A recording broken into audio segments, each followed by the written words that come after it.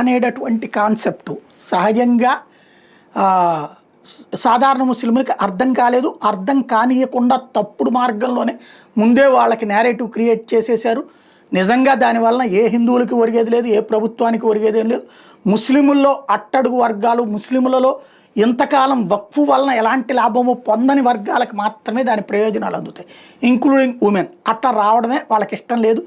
అగ్రవర్గంగా ఉన్నటువంటి ముస్లింలోని అగ్రవర్గాలు తీసుకొచ్చినటువంటి వ్యవహారమే ఇప్పటిదాకా నడుస్తుంది. ఇదంతా ఒక ఎత్తు అయితే, ఈ సందర్భంగా జరుగుతున్నటువంటి ఉద్యమాలు కూడా తప్పుదోవ పడుతున్నాయి, పక్కదోవ పడుతున్నాయి. జెండా పట్టుకోమన్నారు, ఏదో జెండా పట్టేసుకుంటున్నారు ముస్లింలు. అందులో ఇప్పుడు నిన్న హైదరాబాద్లో వక్ఫ్ సవరణ బిల్లుకి సంబంధించినటువంటి దాంట్లో పెట్టినటువంటి జెండా, ఇది కోరేషన్ జెండా. ఐఎస్కే ఉంది కదా, అంటే అంతర్జాతీయంగా ప్రపంచం మొత్తాన్ని ఇస్లామిక్ రాజ్యంగా మార్చాలనుకునేట్టు తీవ్రవాద సంస్థకి సంబంధించిన జెండా కూడా పెట్టబడింది. పాలస్తీనా జెండాలు మెయింటైన్ చేస్తున్నారు. తద్వారా వాళ్ళకి తెలియకుండానే దేశద్రోహం లేదంటే ప్రపంచానికి సంబంధించినటువంటి ఒక వ్యవహారాల్లో ఏలు పెడుతున్నారు. ఆలోచించుకోవాల్సి ఉంది.